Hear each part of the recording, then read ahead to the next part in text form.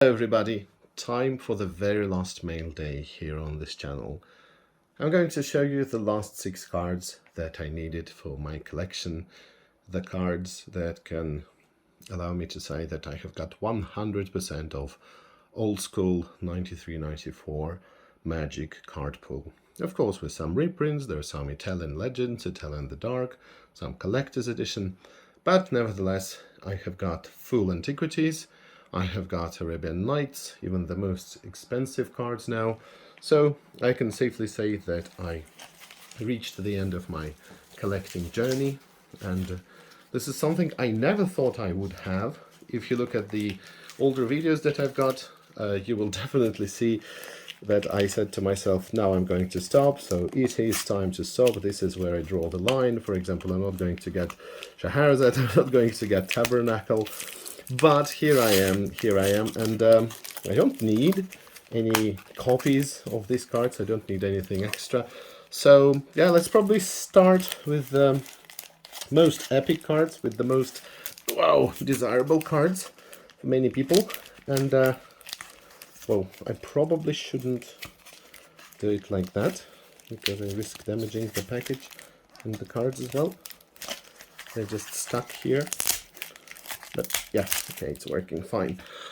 So, here we have got the epic cards that I splashed out on. Wow, that feels so amazing. I cannot really believe that I've got them now in my collection, and I can't wait to make videos with them, to put them in my decks, actually see how they work. And so here they are. Yeah, I suppose I should take them out of these. Right, like that. So here is Juzam Jin. About Juzam Jin, I can say that this is one of those cards that I liked, but not as much as everybody else probably did.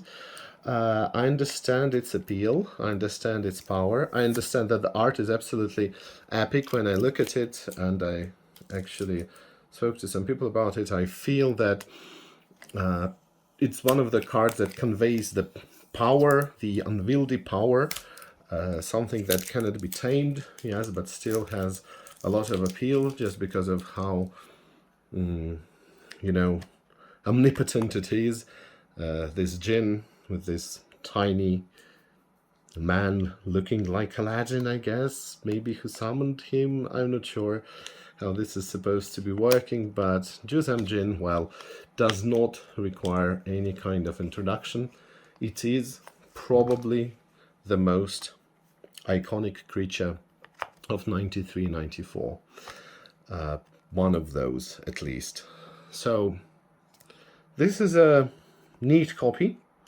You know, it's not perfect, definitely, but could have been much worse. I maybe could have been okay with buying a copy which, you know, much worse condition, which would be in a much worse condition. And here it is. It's perfect.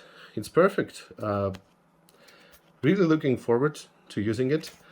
And you know, with many things you really want them. So that's why I said in the title of the video, the journey is better than the end, this famous quote. But as soon as you get them, you stop really caring about them. But interestingly enough, this doesn't really apply to Magic cards, at least 93-94 Magic cards. It's really true, because I like to look at these cards. I remember the thrill of getting my first Power 9 card, which was Ancestral Recall, and then the Blue Mox. And I'm still hyped when I see this card in my collection. I'm still really happy to see these cards when I draw them from my library. So yes, Bazaar of Baghdad. Bazaar of Baghdad is a special card, not really one of those cards that you see very often in decks. And its appeal probably comes not really from 93-94, but from Legacy. We know how powerful it is in Dredge, but it has seen some play, mostly in reanimated decks. I heard that some people use it for some combo decks, such as the Fork deck. So I will just try to play it in some of my decks. I will just try to use it in some of the decks where it's not usually seen, you know, just to test how it works. It's just one copy, one card, doesn't really hurt. And as for Juzam Jin, yes, again, more than one copy would have been great, but it is what it is, and I'm happy with that as well. Next, we have got the second package, probably the least epic one, I can say.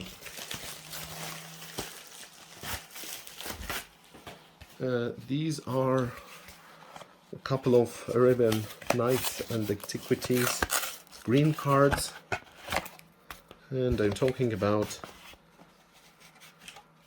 If Bifefrit. Here it is. This is the If Bifefrit.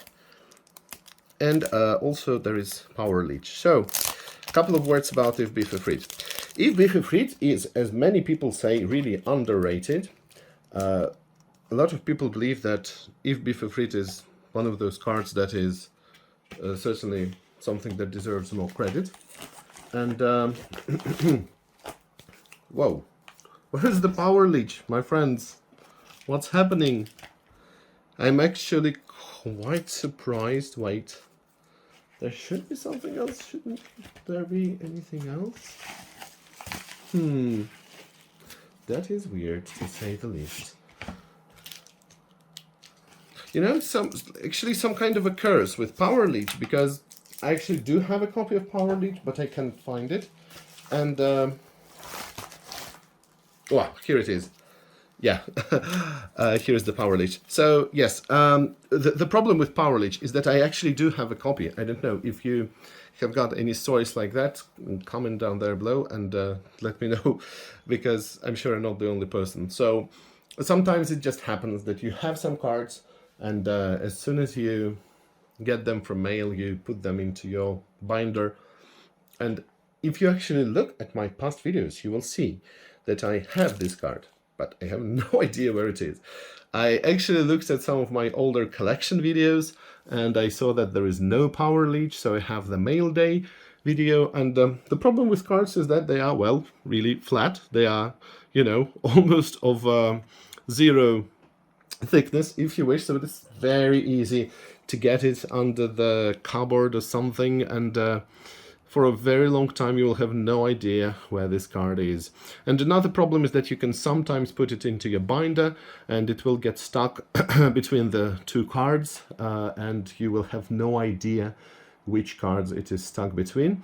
This is not the case here. I'm absolutely sure about it, because I just did an awesome audit of all of my 93-94 collection, and look forward to the video, which is going to be divided into 3 parts probably, where I'm going to show you all of my 93-94 cards, you know, all 100% of the collection. And in that collection I just got this audit done, and I sorted all of the cards that I had by color, mana cost and name. So I also alphabetized them. So that meant that I had to remove all of the cards from the binders and sort them during the sleepless nights. I did it on holidays. I actually spent about 5 days doing that, but I managed to audit everything, so something I did. So yes, again, getting back to If Bifefrit, there was a question asked actually about If Bifefrit, and the question is, who is the Ifrit? And the Ifrit is actually not this man. The Ifrit is this.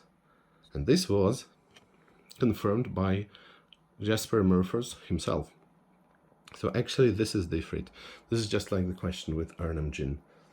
So when there are 2 different figures in the picture, you know, guess who really is depicted on the picture. So here there is really no question. For instance, we know that this is not Juzam Jinn, but this is Juzam Jinn. That would make sense. I don't think that we should even ask any questions regarding that. But as with If Bifefrit, that's a little bit different. So anyway, the interesting thing about If Bifefrit is that, again, as I have said, some people believe it's underrated. Because yes, it can be killed, of course, so it's supposed to be a kind of a downside, but at the same time, look, it is not something that people without green as their main color are usually able to do. So if your opponent has got, let's just say, splash of green, or maybe just City of Brass, probably this means that they will not be able to pay 3. But if you activate him, then you should be careful. You should also sometimes use it as a finisher. You can kill some of the smaller flying guys. So that's a really powerful card. You sometimes can kill the big powerful guys, you know, such as Sarah Angel, also sacrificing the Frit himself. So that's a really, really interesting card. You should know how to play it, and definitely will be using it in my deck. And you know, it's not very common that we see some green big flying creatures, right? Next is, whoa, that is quite the packaging. From Troll and Toad. Troll and Toad is really a nostalgic store for me because they are the second store I ever ordered from. The first one was MTG Fanatic. Does anybody remember MTG Fanatic? It's definitely not around anymore. But yeah, I really appreciate doing business with them, and sometimes you can find some nice cards there. So for example, this one is a rather clean copy of Power Leech. It's a card with very nice art by Christopher Rush, but it's not very powerful. Gain 1 life when the artifact becomes tapped, or whenever activation cost of one of an artifact is paid, not triggered by continuous artifact. So yes, technically you will be gaining some life. I don't know, can it fight against your opponent's Mishra? By the way, we should look at the Oracle text. So I guess, if I just read it correctly, it means that if your opponent activates Mishra, well, no, that's silly, because this wouldn't work, would it? Your opponent activates Mishra, it's just the land. So when they attack, however, with this artifact creature, this would count, so you will get 1 damage, not 2 damage, so to say. And if your opponent decides to pump that Mishra, this wouldn't do anything. And of course, there is some, you know, mana rocks, such as Moxen and Felverstone. But yes, I don't know. Another solution I've got is Haunting Winds, which costs 4 mana. It's a black enchantment, which would damage your opponent when they activate their artifact, when they tap them at least. So yes, nevertheless, a nice card to have in the collection. Couldn't really miss that. I mean, I couldn't miss anything, because at first I had some criteria for the cards, based rather on, you know, based either on their usefulness or on their aesthetics, and you know, sometimes you wouldn't get the cards that are either beautiful in my opinion, or staples, you know, some cards that you would only see in some combo decks, some really obscure reserved list stuff. I would pass on it. So one of those cards is Sandal of Abdallah, but now I've got them all, so no real reason to skip anything. So right, the last card I'm going to show you definitely is epic. It has a unique effect. It does something that cards never do in a, let's say, proper black bordered set. So you might sometimes see similar stuff in silver bordered sets, such as Unglued, Unhinged, Unstable, or whatever it is, Unsanctioned. But you never see this in a proper, you know, legal set of Magic, tournament legal, that is. So here we go. This card is, of course, Scheherazade. I'm really into minds about this card. I kind of understand how it should work. I understand its appeal. It's definitely a super spicy card. And a piece of trivia for you is that this card was the very first Magic card to be banned. It really was banned before Chaos Orb was banned. There's Dexterity cards and Fallen Star, and it was banned before, you know, all other powerful cards such as Ali from Cairo. So some of these cards that I have just named were restricted. That is true. But Scheherazade was strictly banned. Why? Just because it prolonged games for so much. I think we can actually talk about it briefly. Yes, we can talk about it in a different video about the timeline of bannings, at least the bannings that span from the earliest days of tournament magic until 95, for which I don't have all of the cards because I like to just show different stuff and at the same time talk about these cards and events. So Scheherazade, yes, it's a card that I'm not really sure that I would like to use, but I will definitely try it. One of the most popular uses for this card, as I know, is to use it in a kind of a white Weenie deck or even a pink Weenie deck with some burn elements, because usually you will be faster than your opponent, and that's why you would expect to take advantage of the situation. So I'm not entirely sure about it. Do I like the art? I'm not even sure about that. I mean, it's epic, but I don't know. I'm just not a huge fan of this card, even though it's nice and definitely iconic in many ways. So I'm just explaining why I didn't really rush to get this card. Diamond Valley is a different story, however. I always like this card. The two reasons why I didn't bother to get it before that was, number one, because I thought it's really expensive, doesn't produce any mana, and the effect is of course cool, but it's really expensive in terms of money, and of course it got much more expensive, and I would even say that the price elasticity on this card is really special, because as soon as many other cards went down, some other cards followed, but this one did not, so it's still super expensive in terms of money. We've got a little bit of downside to Arabian Nights now.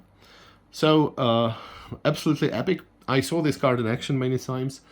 It's just an amazing one, and you don't really have to build a deck using this card. I mean, it doesn't have to be a specific deck, for example using the Rukag. So it's really powerful, really nice. So I look forward to playing it, and I'm sure that I will be able to make it work. So here are these cards. Again, the 6 epic cards from the very, very earliest Magic expansions. And now it's time for me to put them into the slots where they expect to be, so to say. So what I'm trying to show right now, it's not very comfortable with this camera setup, but I've got this, so I asked my daughter to write it here, and here is the card, the kind of a filler card for the Bazaar. It's just this modern card, and I managed to fill this slot, and one more slot to fill is this one with the Valley. Here is the Valley, and behind the Valley was just a modern mountain. Oh, this feels just so satisfying. Look, such a great surrounding for this card. Tabernacle, Italian, Library of Alexandria, Whack Whack, Strip Mine with the tower, and some more awesomeness. Even this one is super expensive now, as you know. But it's not about the price really, as you understand. It's just about the nostalgia, it's about the feeling, it's about having these absolutely unique, unforgettable and unrepeatable, I can say, cards. So even if Wizards reprint something like this, you know, we often talk about the demise of reserve lists and so on and so forth.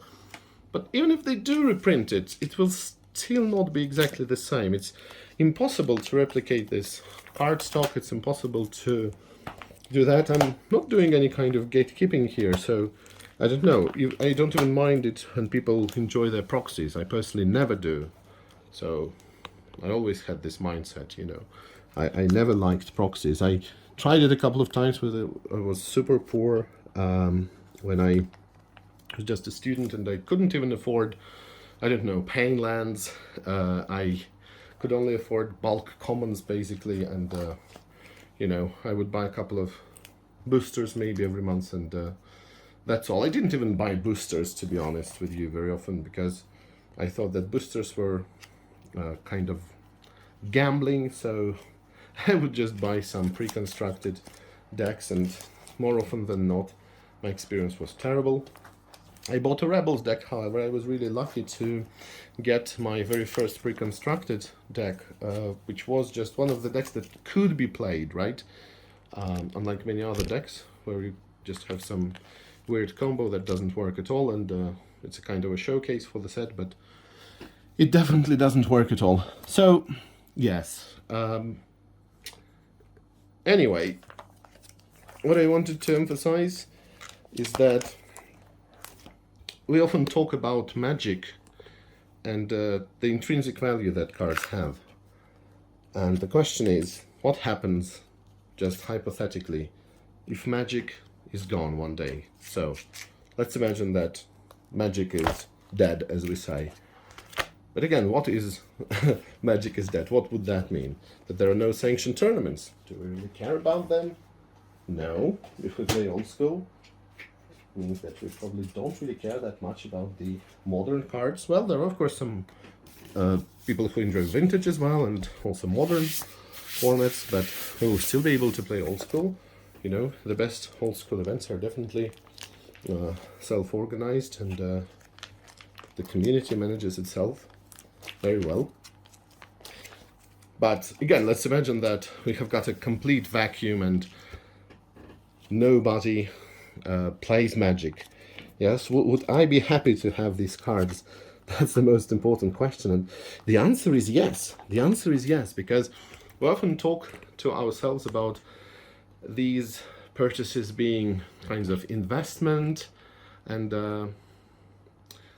we understand that they will never go to zero. Yes, that in all kinds of market conditions we will be able to liquidate this collection, very often with a big upside.